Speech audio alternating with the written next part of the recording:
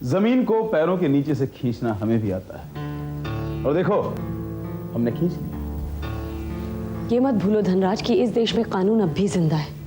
मैं सारी जिंदगी तुमसे लड़ूंगी, लेकिन अपनी जिंदगी पर तुम्हें हक कभी नहीं दूंगी। उपाध्याय, हमारी पत्नी को शायद हमारा ये अंदाज पसंद नहीं आया। इन्हें मालूम नहीं है कि हम घी निकालने के लिए अपनी उंगली टेढ़ी करना भी जानते हैं। धनराज, तुम्हारी ये खुशी कुछ पल के लिए ही है, क्योंकि तुम्हें रोता हुआ देखने के लिए तो मैं ये केस जरूर लड़ूंगी, और मेरा ये इरादा कोई नहीं डाल सकता, ना तुम ना तुम्हारा कानून। राधा बिल्कुल सच कह रही है धनराज। तुम्हारी ये बातें हम दोनों को शादी करने से नहीं रोक सकती हैं। तुम दोनों का सोचना गलत है, क्योंकि कानून मेरे साथ है। मैं देखता हूं तुम दोनों कैसे शादी करते हो। मैं इस केस को इतना लंबा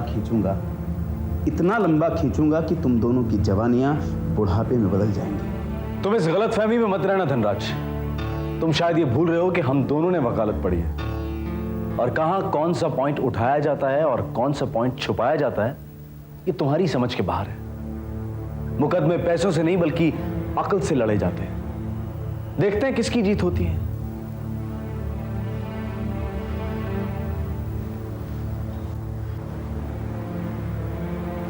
ठीक है मोहन, देखते हैं।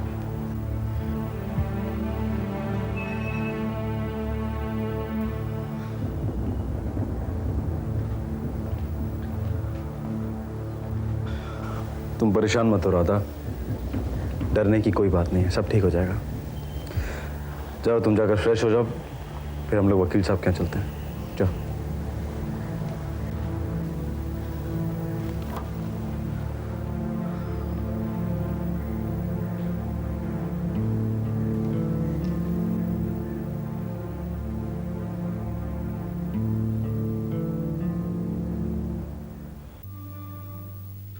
सोनल, अब रोने से क्या मिलेगा? मैंने तो तुम्हें मोहन के बारे में बताया था, लेकिन तुमने मेरी एक नहीं सुनी।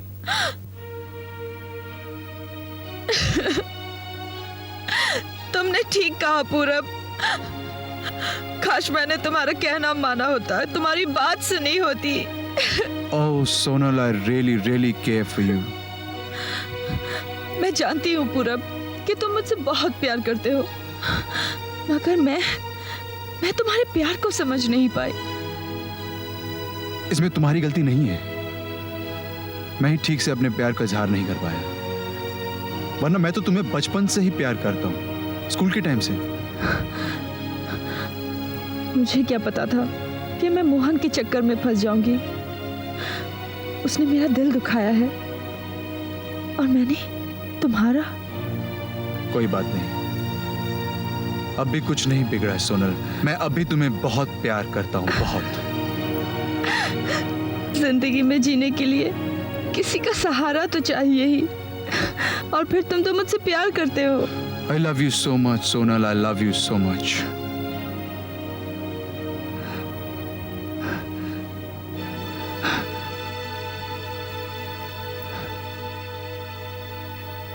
क्या वो सोनल? पूरब, ये सब कुछ ठीक नहीं हो रहा है। तुम शादीशुदा हो, एक बच्चे के बाप हो। मैं ठीक नहीं कर रही हूँ पूरब। सोनल, सोनल, इसमें कुछ गलत नहीं है। गंगा से मेरी शादी जबरदस्ती करवा दी गई थी, मैं मजबूर था। लेकिन सोनल, अब तुम मेरे साथ हो, मैं गंगा से अलग हो जाऊंगा, उसे डिवोर्स दे दूंगा। सच? मैं जिंदगी भर इन्हें समझाती रही दीदी, लेकिन वो जरा भी नहीं बदले। एक बात मन में ठान ली तो बस उसी के पीछे पड़ जाते हैं। अब ऐसा लगता है दीदी कि धनराज ठीक नहीं था, वही अच्छा था। ठीक होते ही दोनों फिर से दुश्मनी पर उतर आए। लगता है दोनों ने कसम खा के रखी है आपको और मोहन को चैन से ना रहने देने की। शायद ऊपर वाले को यही मंजूर है। तुम क्यों दुखी होती हो? तुमने क्या कम कोशिश की है पृथ्वी को सुधरने की? अब वो नहीं सुधरता तो उसका अपना नसीब।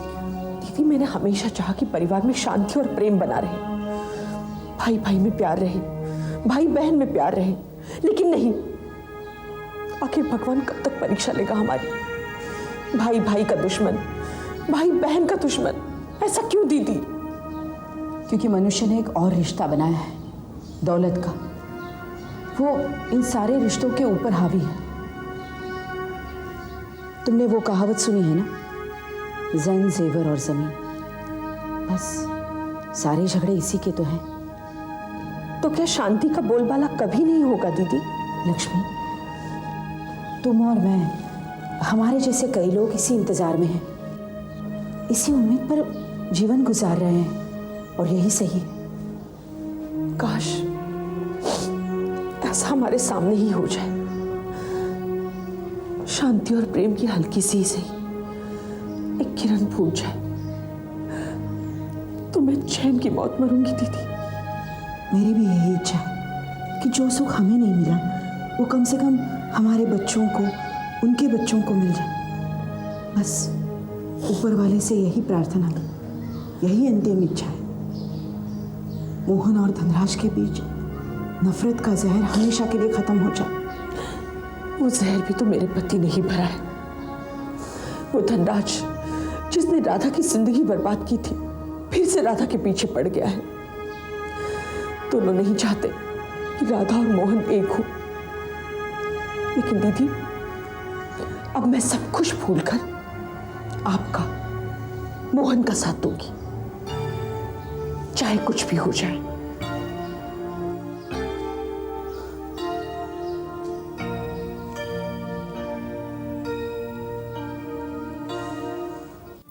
पूरब, do you know what are you saying? Sonal, मैंने जो कुछ भी कहा है आई रियली मीन इट। तुम जब जिस वक्त चाहोगी मैं गंगा को डिवोर्स दे दूंगा। सोनल, ये शादी मैंने अपने घर वालों के दबाव में आकर की थी, but I am not going to stay in this marriage anymore. क्योंकि जिसे मैं दिलो जान से प्यार करता हूं वो तो तुम हो। पूरब, तुमने मुझसे पहले क्यों नहीं कहा? तो फिर मैं मोहन से कभी प्यार नहीं करती। सोनल, मैंने बहुत कोशिश की थी, सच मैंने बहुत कोशिश की थी, लेकिन क्या करूं, तुम्हें अपने दिल का हाल बता नहीं सका। और तुम भी मोहन की तरफ इस तरह खिंचती चली गई कि मेरी बातों का तुम पर कोई असर नहीं होता था। पूरब, मुझे पता नहीं था कि तुम मुझसे इतना प्यार करते हो। आई एम सॉरी, मैंने तुम्हारा बहुत दिल दुखाया है, और शायद इसलिए मैं आज इतनी दुखी हूँ। ऐसा नहीं सोचते सोनल, अगर तुम मेरा साथ दो ना, तो तुम्हारा दुख, हम दोनों का दुख खत्म हो सकता है। एंड आई प्रॉमिस, मैं तुम्हें हमेशा खुश रखूंगा। ओ पूरब, तुम मुझे पहले क्यों नहीं मिले? पूरब, अब तुम्हें जाना चाहिए। क्यों, क्या हुआ? डैडी आते होंगे, और जब से मोहन ने इनकार किया है तब से उनका मूड जरा ठीक नहीं रहता। प्लीज, अगर तुम्हें बुरा ना लगे तो। नहीं नहीं नहीं, प्लीज, आई अंडरस्टैंड। तुम अपना ख्याल रखना, मैं फोन Okay. करूंगा। Okay, right.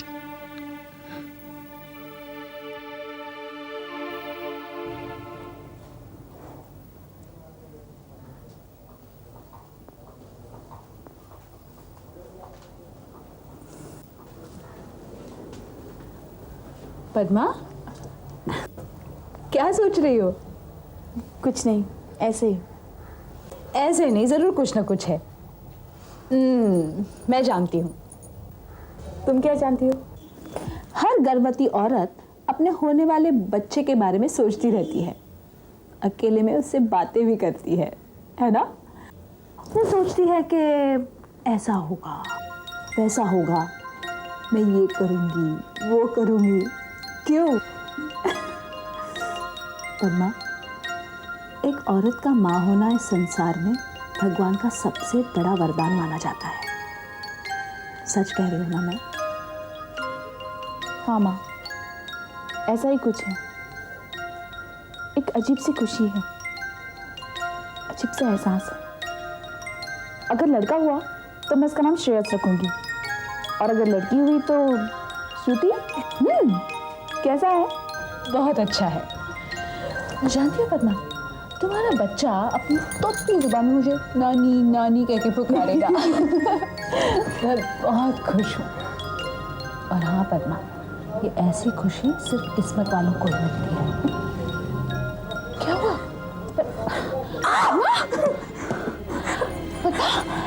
क्या हुआ? माँ, मुझे बहुत दर्द हो रहा है। बेटा, तुम क्या करो?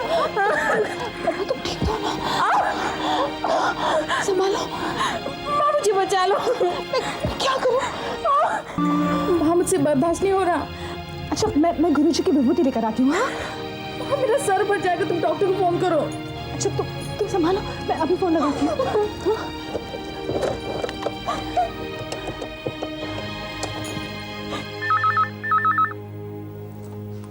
Yes, doctor Agarwal speaking. Hello doctor, मैं दुलारी बोल रही हूँ, पद्मा की माँ। पद्मा की तबीयत ठीक नहीं है, वो बेचैन है, वो तड़प रही है, आप फौरन आ जाइए। देखिए दुलारी जी, मेरे आने से कोई फायदा नहीं होगा। वैसे पे बहुत टाइम हो गया है, पता नहीं किस वक्त किस चीज़ की जरूरत पड़ जाए। आप ऐसा कीजिए, मैं एम्बुलेंस भेजती हूँ, आप उसे फौरन नर्सिंग होम में ले आइए, मैं भी वहाँ पहुँचती हूँ। जी, आपका एड्रेस बताएंगे? 406 गायत्री निवास, 4th फ्लोर, 7 बंगलोज। ओके, देखिए हाँ, एम्बुलेंस 10 मिनट में पहुँच जाएगी। ओके जी डॉक्टर। डॉक्टर आ रही है। ओके, ठीक हो जाएगा।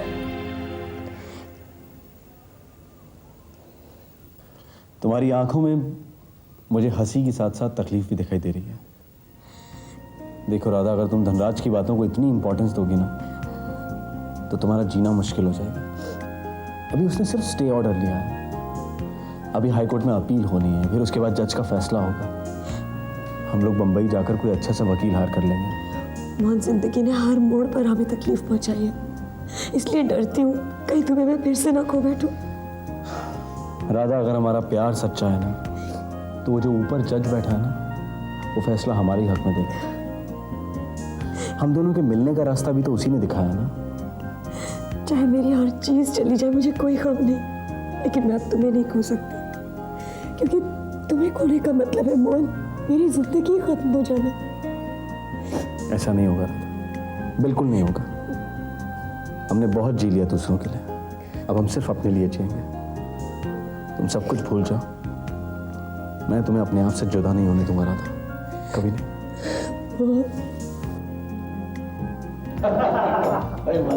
जीत की पार्टी का मजा ही कुछ और है। और हाँ जी, तुमने तो जीत कर हमारी पार्टी की इज्जत बढ़ा दी। लेकिन हमें पूरा भरोसा था आप पर और आपकी सिलेक्शन पर। पृथ्वी जी ने बहुत मेहनत की। नहीं, वो उनको इनाम मिलना चाहिए। मेहनत की है, इनाम दे दो। इनाम मिलना चाहिए। हुकुम करो मेरा आपका। अच्छा, तो मैं अलाउद्दीन और तुम मेरे जिन। हुकुम मेरे आका। जी, तो हुकुम सुनो यार, ये पार्टी में ये शराब है, कबाब है, लेकिन शराब कहीं नजर नहीं आता। अरे ये कोई पार्टी? देखो, इस जीत की पार्टी में सबके सब मर्द ही नजर आ रहे, कोई औरत नजर ही नहीं आ रही। सच कहा पृथ्वी, सच कहा। अरे जब तक लटके झटके ना हो तो किस काम की ये पार्टी, और किस काम की पार्टी? सुनो मेरे जिन, हुकुम, लेकिन मुझे कोई ऐसी वैसी औरत नहीं चाहिए। अपने को तो स्पेशल औरत चाहिए, हाँ, जिसकी अदाएं देखकर, जिसकी नखरे देखकर आदमी तरफ हो।